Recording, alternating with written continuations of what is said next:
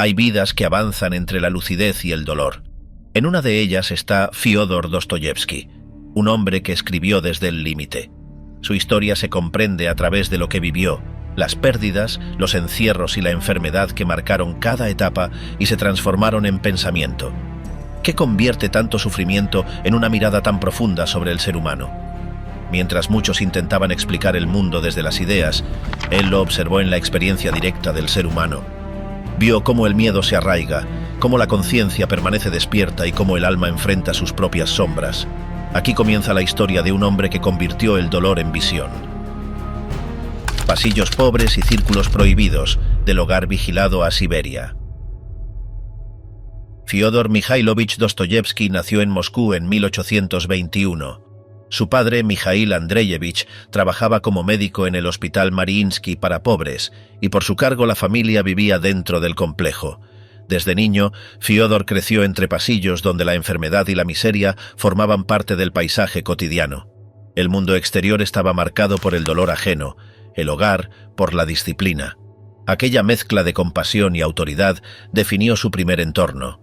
Mikhail era un hombre severo, acostumbrado a mandar tanto en su trabajo como en su casa. Controlaba a sus hijos con una rigurosidad constante. La obediencia era la regla y la voluntad propia apenas encontraba espacio. La madre, María Fyodorovna, de carácter tranquilo y espíritu religioso, equilibraba parcialmente ese clima. Ella les leía pasajes de la Biblia, les hablaba de bondad y de fe, y creaba momentos de ternura en medio de la dureza doméstica.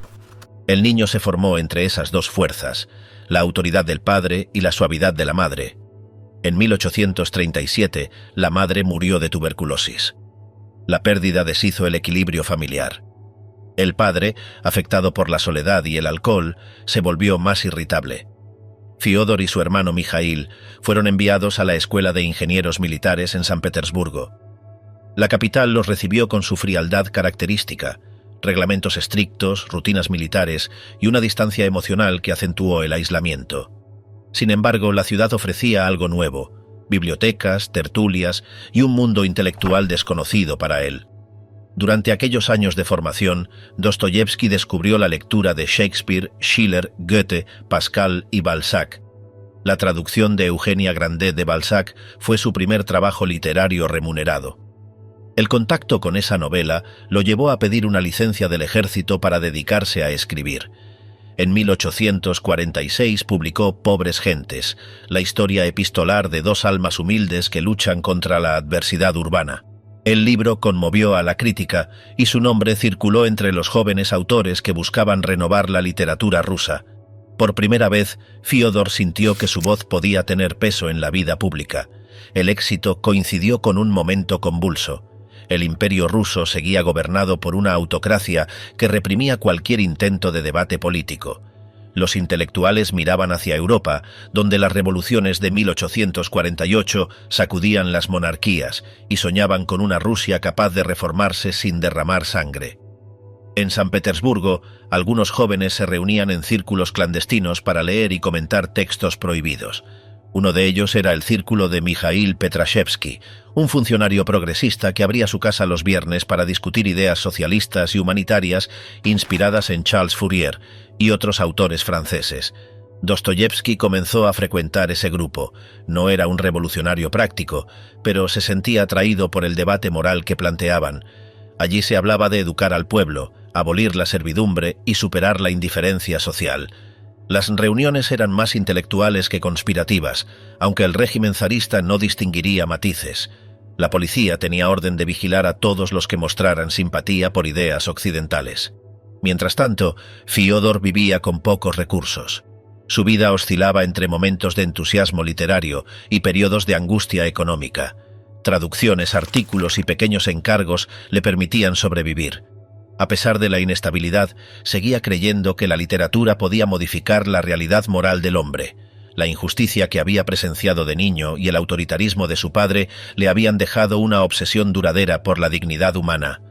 A mediados de la década de 1840, su nombre ya era conocido en los ambientes literarios. Colaboraba con revistas y participaba en discusiones sobre la misión del escritor. Para él, la novela tenía que mostrar la vida de los que nunca aparecían en los salones aristocráticos. Ese enfoque le ganó el respeto de críticos como Belinsky, figura central del pensamiento ruso de la época. El crítico vio en Dostoyevsky a un continuador de Gogol, capaz de dar voz a los oprimidos y convertir la compasión en motor narrativo. La relación entre ambos fue intensa y breve. Belinsky defendía un arte al servicio del progreso social, mientras que Dostoyevsky empezaba a intuir que la condición humana no podía explicarse solo desde la razón. Las diferencias ideológicas se acumularon, pero el diálogo marcó su formación intelectual. De aquellos encuentros saldría su interés por los conflictos internos y por la culpa moral que más tarde alimentarían sus novelas. La Rusia de Nicolás I vivía bajo una red de censura creciente. El zar mantenía una policía especial para detectar tendencias subversivas entre estudiantes y funcionarios. El círculo de Petrashevsky fue considerado un foco de herejía política. El gobierno decidió eliminarlo preventivamente. En abril de 1849, los miembros del grupo fueron detenidos. Dostoyevsky fue arrestado en su departamento y llevado a la fortaleza de San Pedro y San Pablo. Allí pasó meses sin juicio, esperando una sentencia que nadie le explicaba. Durante el encierro, los reos fueron sometidos a interrogatorios y a una incertidumbre calculada.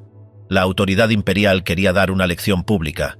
El zar ordenó preparar una ejecución falsa para los acusados de conspirar contra el Estado. Una mañana de diciembre, los prisioneros fueron sacados al patio y alineados ante el pelotón.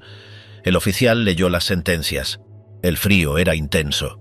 Cuando todo estaba listo para el disparo, llegó un mensajero con una orden imperial que conmutaba la pena de muerte por años de trabajo forzado en Siberia. Aquel teatro de la muerte fue una demostración de poder absoluto. Dostoyevsky comprendió que su vida había cambiado para siempre. El Estado lo había reducido a un súbdito sin voz ni nombre. El idealista que había creído en el poder de las ideas entraba en una etapa de silencio y obediencia forzada. La vida en libertad terminaba ahí, y comenzaban los años de castigo en las tierras heladas del norte. Viaje helado y trabajos forzados. Aprender a vivir entre presos. El viaje hacia Siberia comenzó en pleno invierno.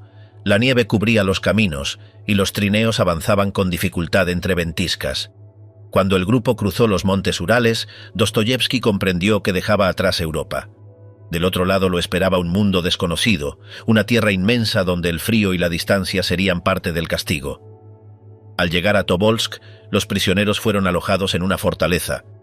Allí, esposado y cansado, el escritor conoció a las esposas de los decembristas von Vicina y Franzeva. Ellas le entregaron en secreto libros religiosos y una carta dirigida a un oficial que podía ayudarlo. Fue el último gesto de compasión antes del aislamiento total. Pocos días después siguieron camino a Omsk. En esa etapa escuchó por primera vez el nombre del comandante Krivtsov, un oficial célebre por su crueldad. El aviso era claro, debía cuidarse de él. Al llegar, el nuevo jefe los recibió con gritos y amenazas. Ordenó raparles la cabeza, confiscar sus pertenencias y advertir que el menor error se pagaría con azotes. El tono era brutal, casi teatral. Dostoyevsky entendió que su vida pasaba a manos de un hombre impredecible. El presidio de Omsk estaba rodeado por murallas bajas y torres de vigilancia. Dentro, los prisioneros dormían sobre tablas húmedas, compartiendo espacio con criminales comunes. Las cadenas pesaban día y noche. Los nobles eran objeto de burla y de odio.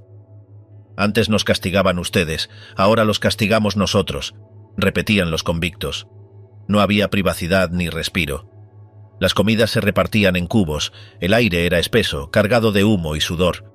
La jornada comenzaba antes del amanecer y el trabajo forzado duraba hasta la noche. La disciplina era mantenida por soldados que también temían al comandante. En sus cartas, Dostoyevsky describió a esos hombres como rudos y resentidos, incapaces de comprender por qué un noble compartía su suerte. La convivencia era una prueba constante. Los insultos y las provocaciones eran parte del día. Sin embargo, en medio de esa hostilidad, empezó a observar algo que lo sorprendió. Bajo la rudeza aparecían gestos de humanidad. Un preso podía compartir su pan con otro o ayudar a levantar una carga pesada sin recibir nada a cambio. Pequeñas acciones que no encajaban con la imagen de pura maldad que dominaba al principio. Esa contradicción lo intrigó más que cualquier teoría. El tiempo en la cárcel siguió marcado por la violencia del entorno. Krivtsov mantenía su dominio con inspecciones imprevistas. Se movía entre los pabellones buscando motivos para castigar. Algunos decían que tenía 8 ojos porque nada se le escapaba. En una de esas rondas, descubrió a Dostoyevski acostado durante el horario de trabajo y ordenó su castigo inmediato. Otros oficiales intercedieron, y la pena no se ejecutó. El escritor lo recordaría como un milagro. «Dios me libró de él», escribiría más tarde.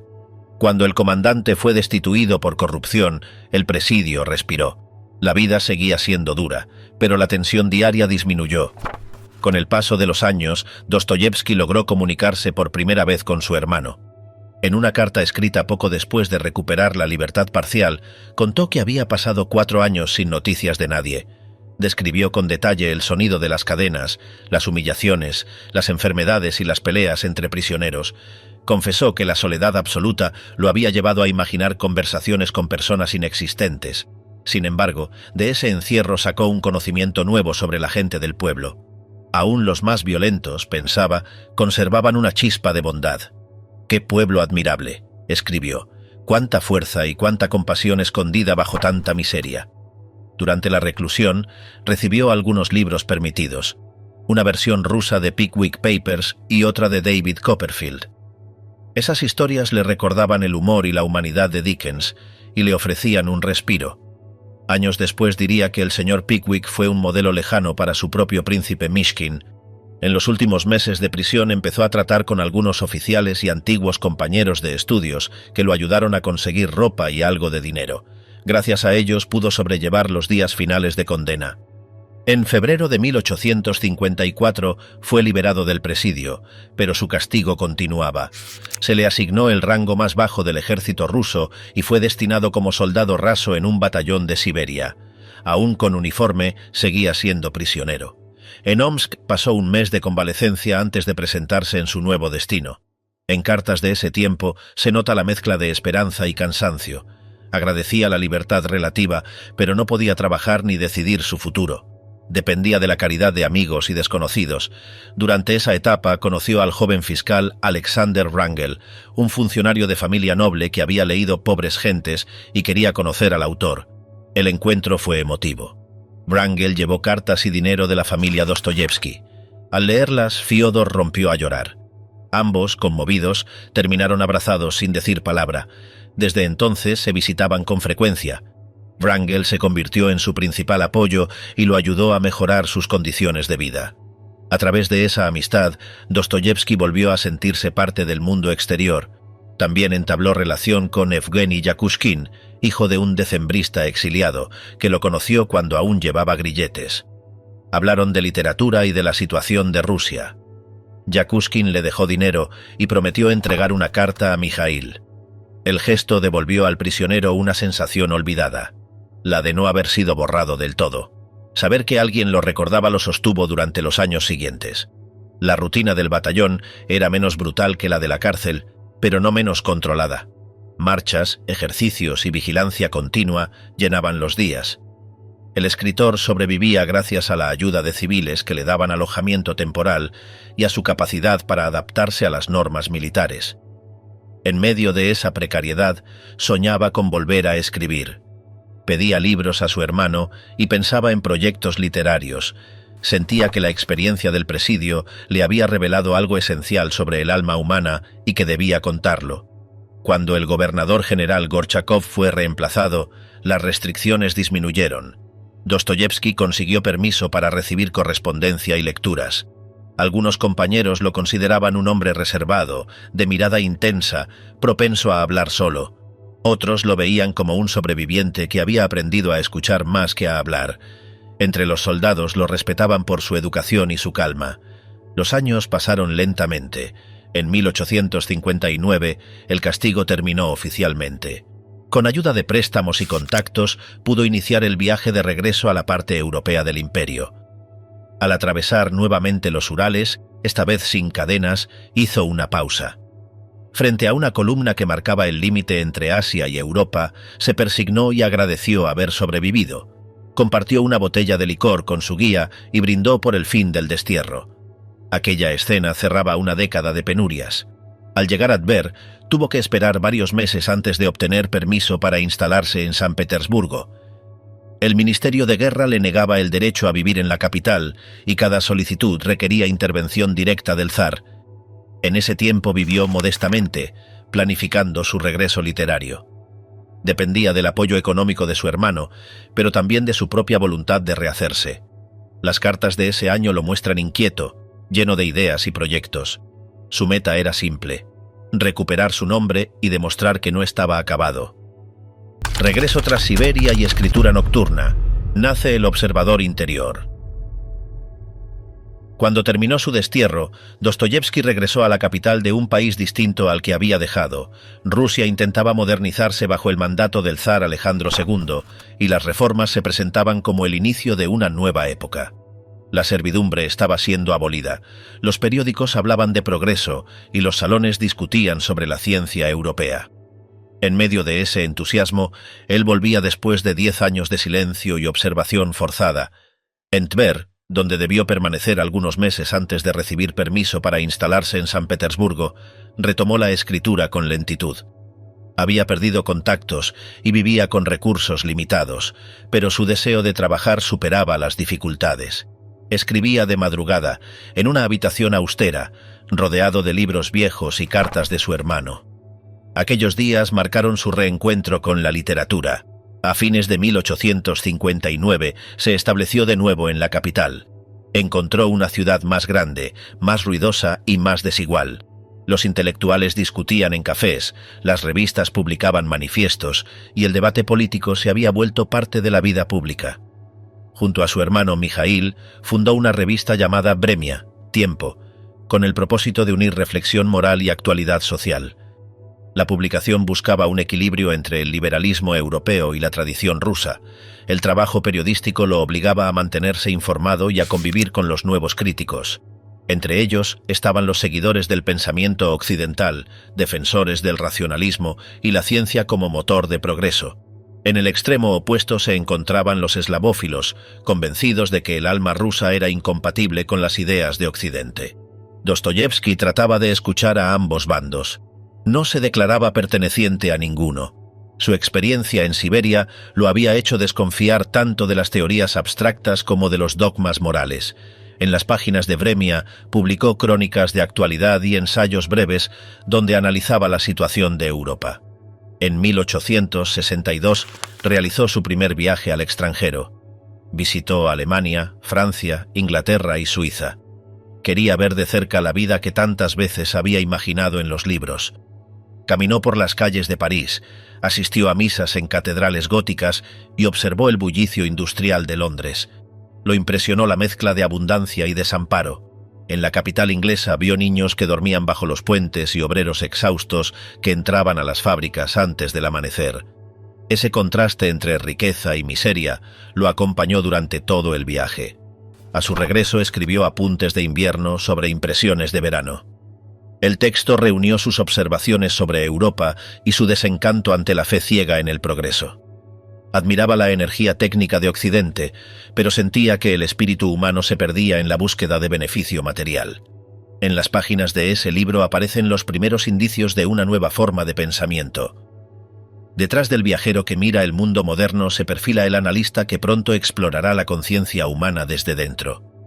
El trabajo en la revista continuó, pero las tensiones aumentaban. Las reformas del zar avanzaban con lentitud y los sectores radicales ganaban visibilidad.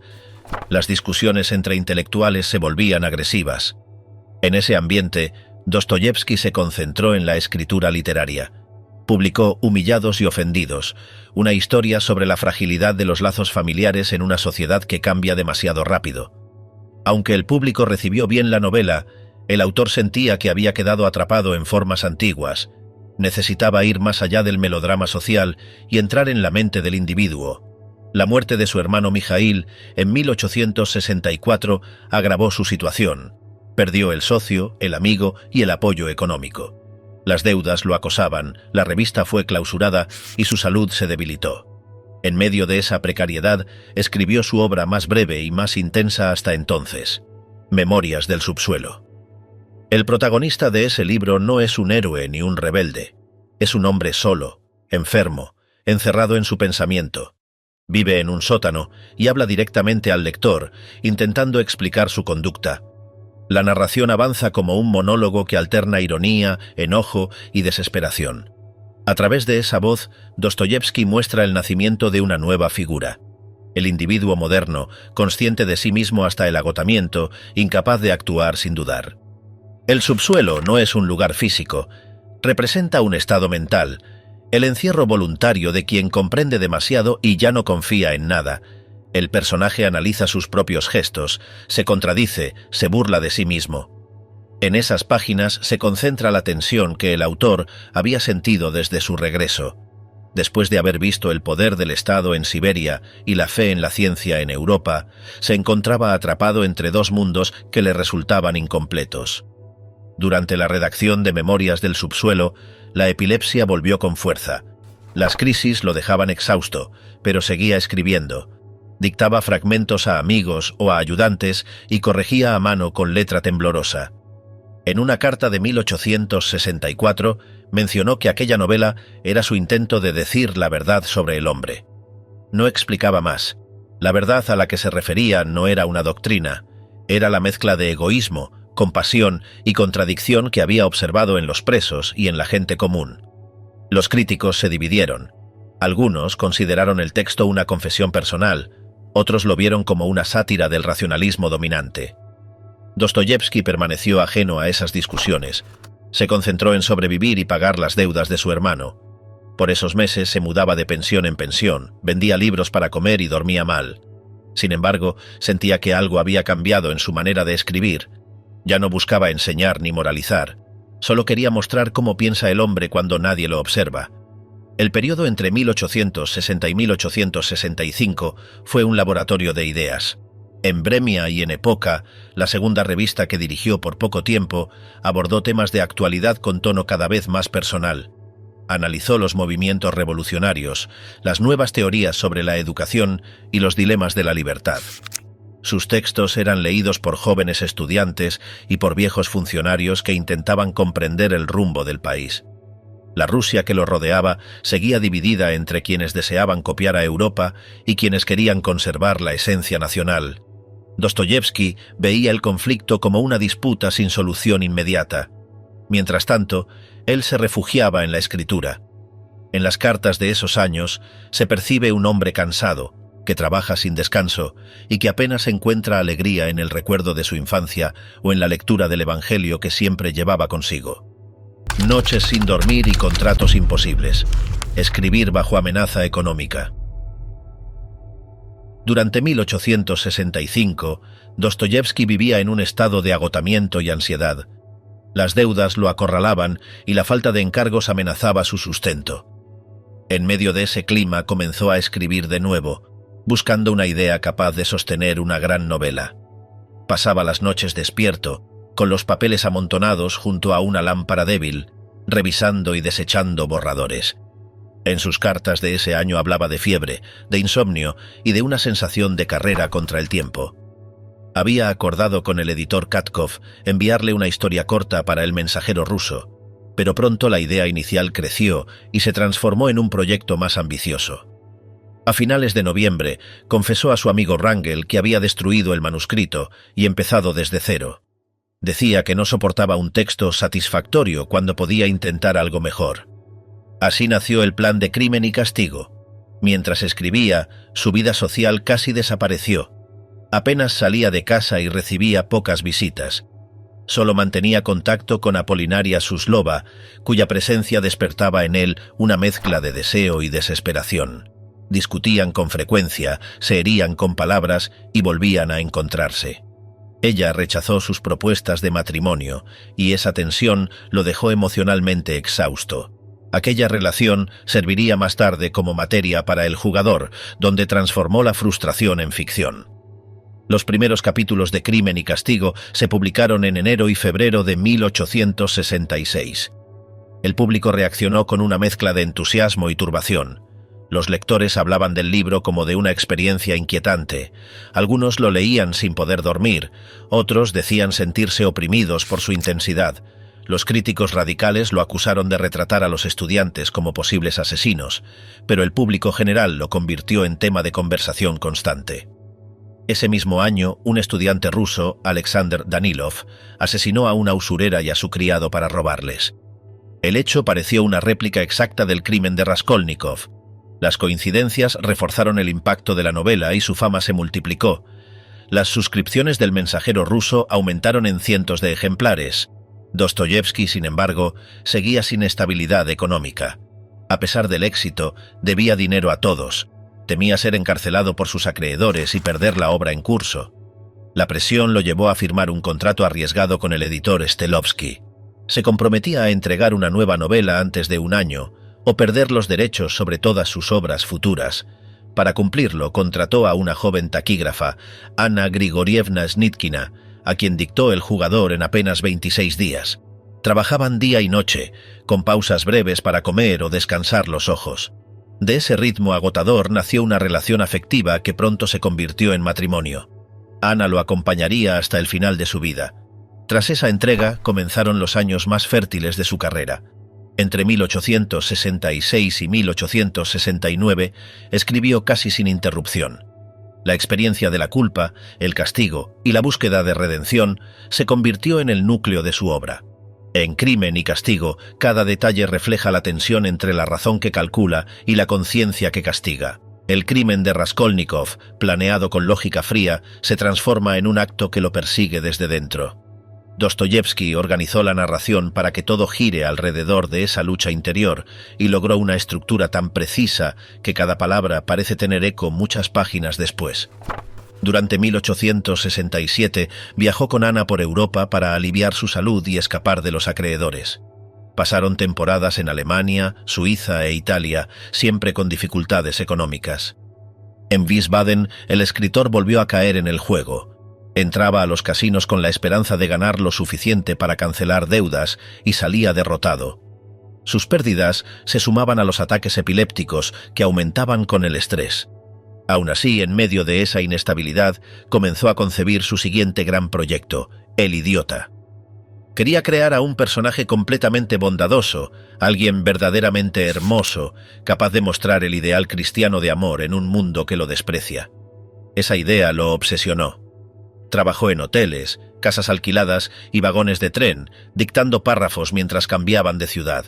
En sus cartas decía que apenas dormía y que su mente no descansaba.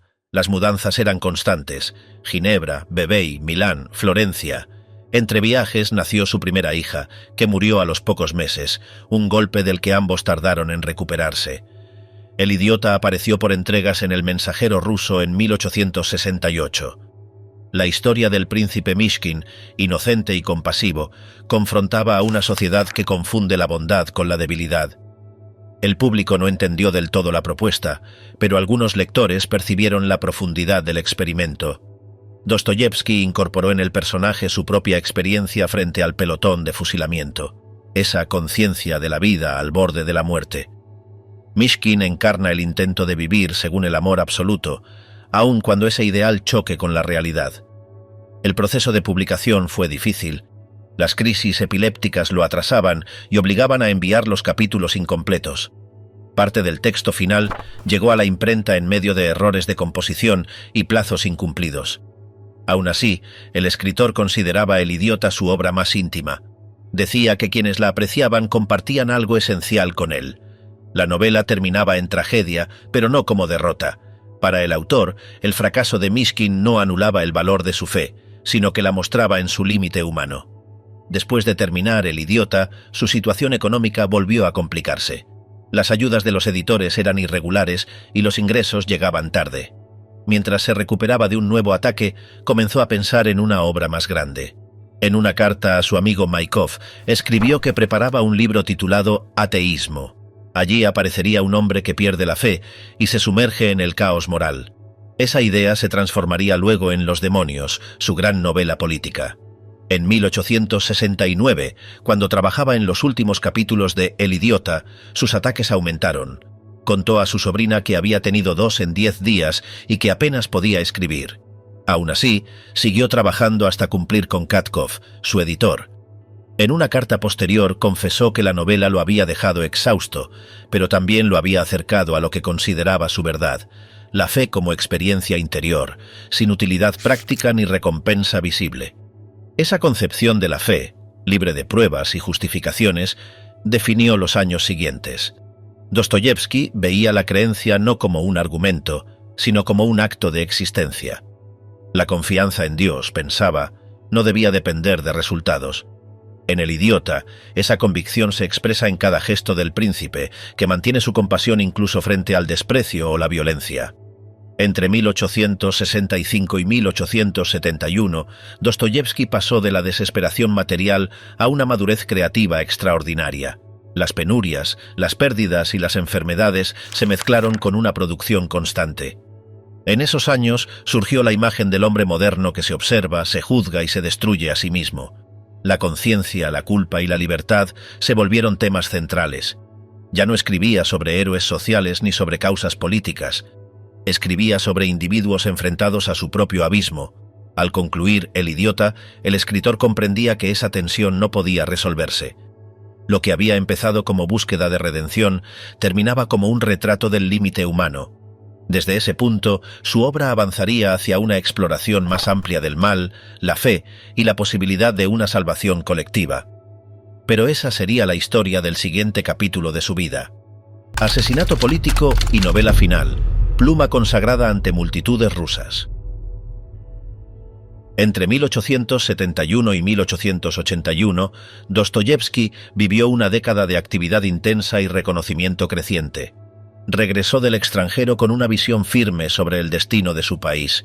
Veía a Rusia dividida entre la imitación de Europa y la búsqueda de una identidad propia.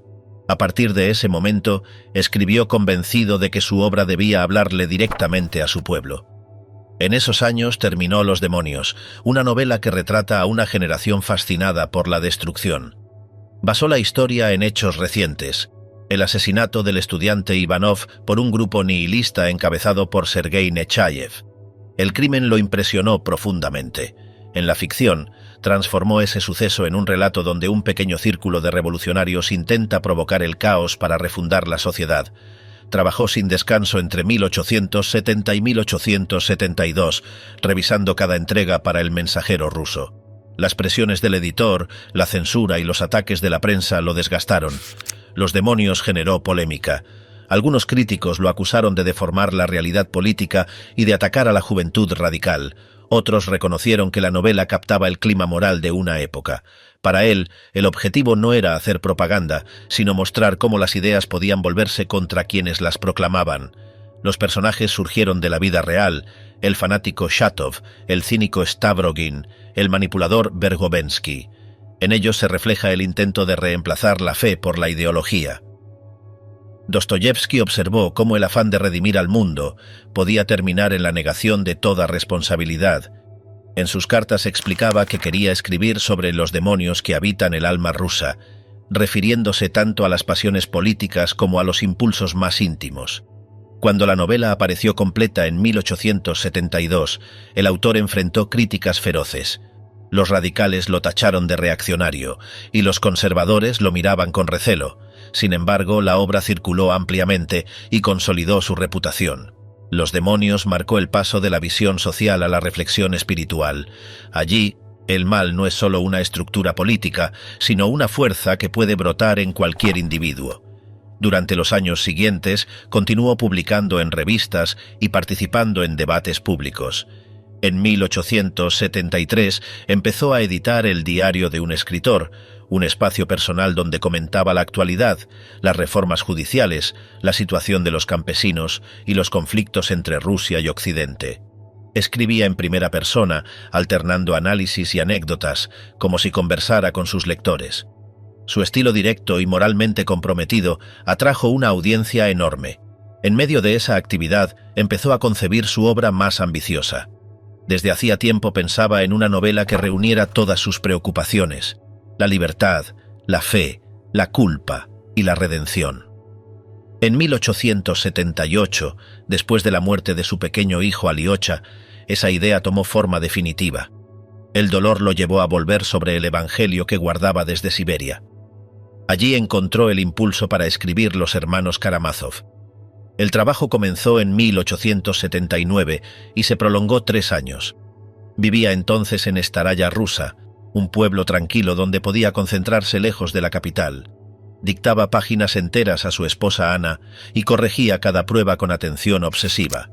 Decía que esa novela debía ser su testamento espiritual. En las cartas a sus amigos hablaba de una historia de parricidio y de fe. Los hermanos Karamazov fue publicado por entregas en El Mensajero ruso entre 1879 y 1880. Desde el primer número, los lectores percibieron que se trataba de algo distinto. La familia Karamazov reunía a 3 generaciones de conflictos: el padre, Fyodor Pavlovich, símbolo de la corrupción; los hijos, Dmitri, Iván y Aliocha, representantes de 3 formas de respuesta ante el mundo: Dmitri, impulsivo y apasionado; Iván, racional y escéptico; Aliocha, creyente y compasivo. Cada uno encarna una posibilidad del alma humana. El asesinato del padre une sus destinos. La investigación judicial, los interrogatorios y las confesiones cruzadas sirven al autor para plantear las preguntas que lo habían perseguido desde la juventud. ¿Puede existir justicia sin fe? ¿Dónde empieza la culpa y dónde termina la libertad? Mientras escribía, Dostoyevski estudiaba a fondo los textos religiosos y filosóficos que inspiraban sus personajes. Incorporó lecturas de Schiller, del Evangelio y de pensadores rusos contemporáneos. El tono solemne y los diálogos extensos dieron a la obra una densidad inédita. En las escenas del monasterio introdujo la figura del anciano Zósima, un guía espiritual que representa la tradición mística oriental. Su discurso sobre el perdón influyó en toda la literatura posterior. El autor trabajó con febril intensidad, revisaba las galeradas hasta el amanecer y apenas dormía. En noviembre de 1880, agotado pero satisfecho, envió la última parte al editor. En una carta escribió: «He trabajado 3 años y pasado 2 publicando. Es un momento decisivo para mí». Poco después afirmó que quería vivir 20 años más, aunque sabía que su salud era frágil. En esos meses recibió un reconocimiento inesperado. Lev Tolstoy, que rara vez elogiaba a sus colegas, leyó Memorias de la Casa Muerta y envió una carta a su amigo Strayov. «No conozco mejor libro en nuestra literatura moderna. Es humano, sincero y cristiano». Cuando Dostoyevski leyó esas palabras, se emocionó profundamente. Conservó la carta y habló de ella durante días. Entre ambos escritores había diferencias, pero compartían el deseo de explorar la condición moral del hombre. La fama de Dostoyevski alcanzó su punto máximo en 1880, cuando fue invitado a pronunciar un discurso en Moscú durante la inauguración del monumento a Pushkin. Aquel día, frente a miles de personas, habló de la unidad espiritual del pueblo ruso y de la misión universal de su cultura. Muchos asistentes rompieron en llanto. La prensa describió la escena como un acto de reconciliación nacional. Desde entonces fue visto como una figura moral por encima de las disputas políticas.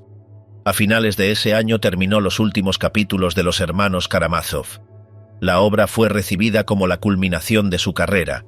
Los críticos destacaron su amplitud y su tono profético. Algunos la compararon con La Divina Comedia o El Rey Lear.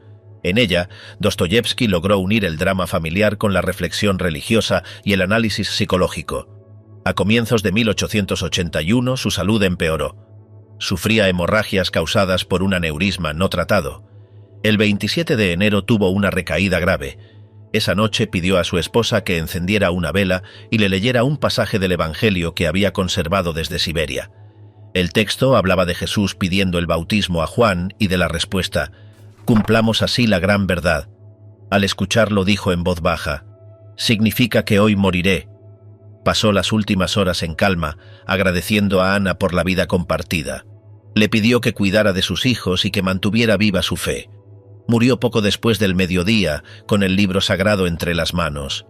El funeral se convirtió en una manifestación pública sin precedentes. Miles de personas acompañaron el cortejo por las calles de San Petersburgo. Estudiantes, obreros y funcionarios marchaban juntos, algunos llevando ejemplares de sus novelas. Para muchos, Dostoyevski representaba la conciencia moral de Rusia. Su tumba en el monasterio de Alexandr Nevsky se cubrió de flores y cartas durante semanas. En los días posteriores, la prensa de toda Europa publicó obituarios.